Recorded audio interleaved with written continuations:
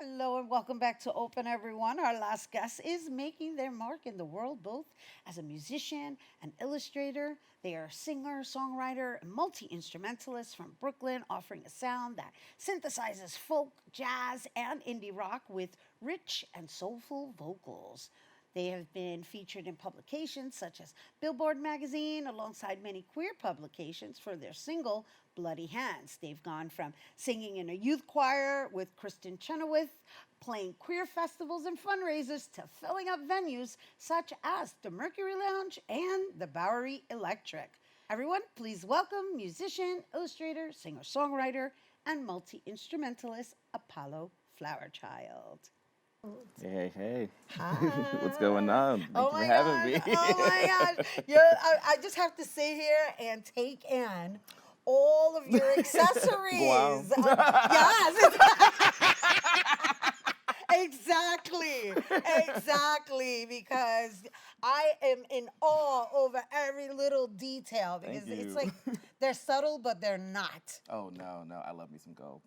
I see, I see, I see. All right, so does anything here have any particular significance? Well, I mean, this is many things. I have like this tattoo on my hand that's like of a skull. I have Uh-huh. skull earrings. I have a Grim Reaper ring. Uh-huh. Death is a really huge teacher in Ah. my life. So I Uh-huh. like to be reminded that my mortality is a reason why I choose to live harder. So Wait, I'm sorry, you just went, so death is what? a teacher for me. Right? Yeah. And it's part of, like, I guess, your inspiration, and it actually reflects on you Yeah. how important life is. Absolutely. Absolutely. Huh.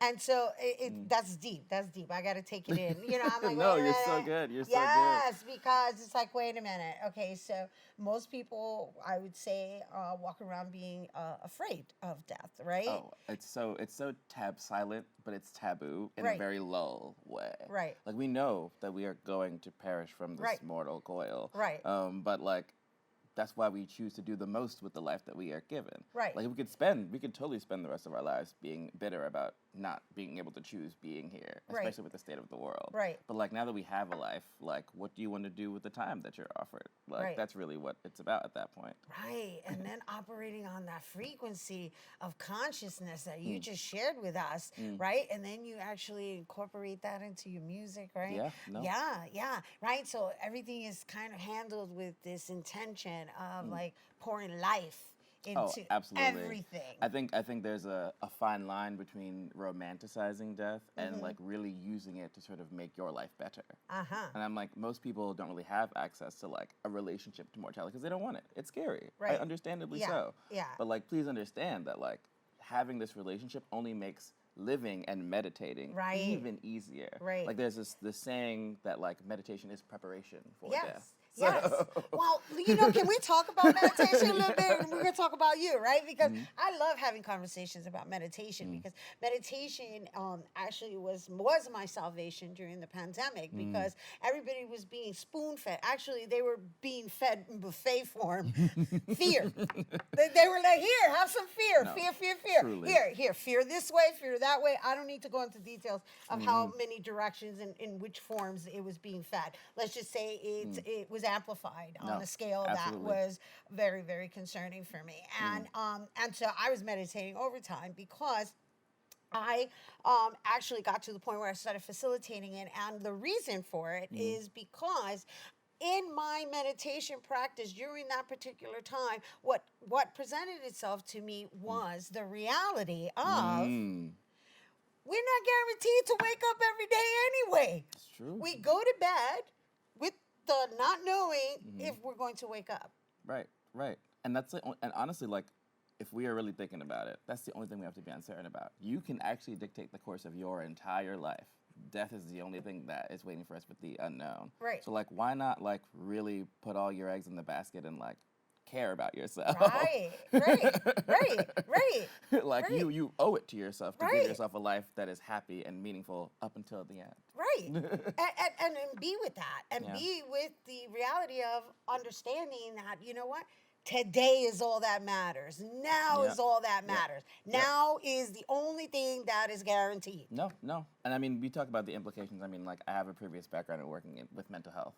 And it's a strange thing that like there's this saying that like I mean, you're living in the past.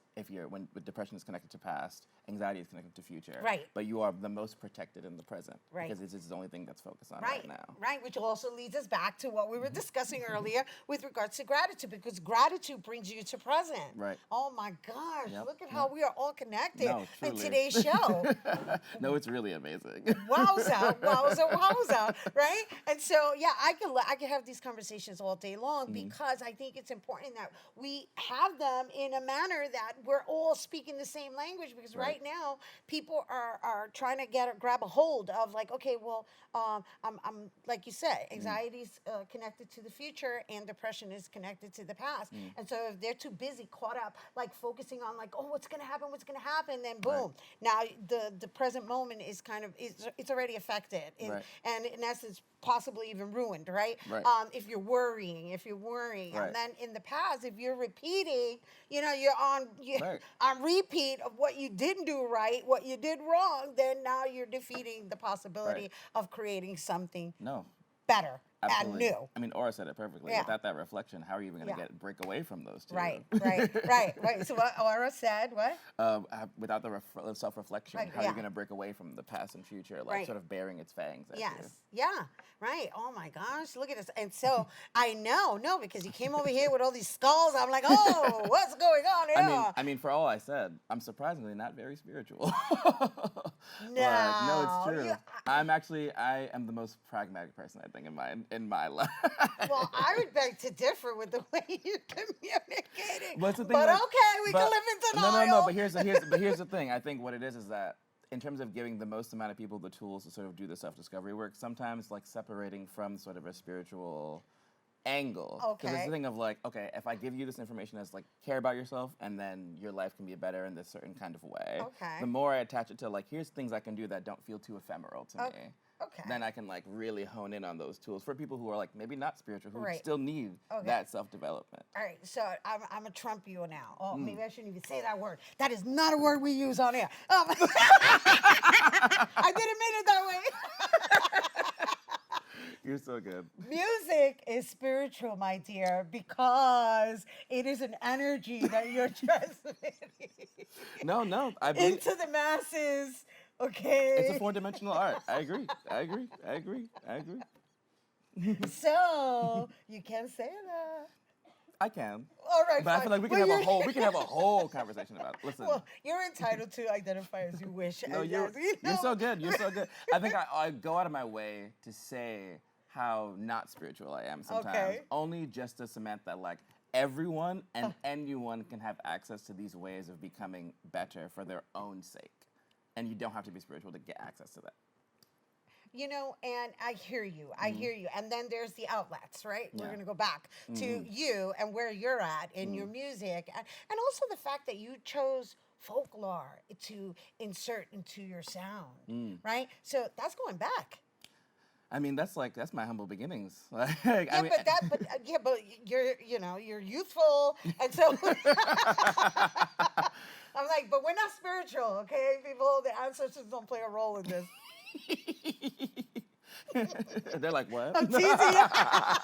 They're like, come see me later. You're so good. No, it's an interesting thing because I'm like adding folk music in particular, because that's like how I got started even making music in the first place, was like because of the artist Andrew Bird, if you know him or not, is the reason I started making music at all. And I wasn't a musician it was at the end of like not being able to finish my time at SCAD University, which is where I went to school for visual art. I got into this artist, and sort of in that gap between not being able to go back, like I was kind of lost. I didn't really know what I was going to do. And I sort of stumbled on this music that did such a great job of evoking a message and being unique in its own right. And like really just touching me with narratives. This artist's name again? Andrew Bird. Andrew Bird. Yeah, amazing singer-songwriter from Chicago. Chef's kiss. But it's so funny because now I don't even make music like that anymore. Like since the 6 years that I've been like making music, like I've come to this place of really honing in on like the rock jazz fusion. But still having the sort of singer-songwriter sentiments attached to them.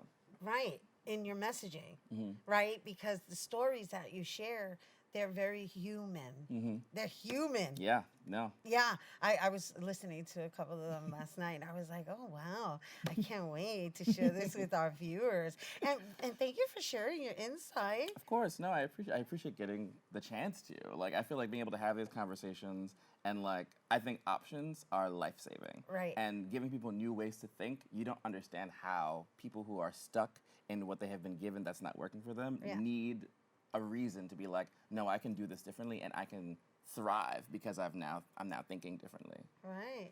Without compromising. Right.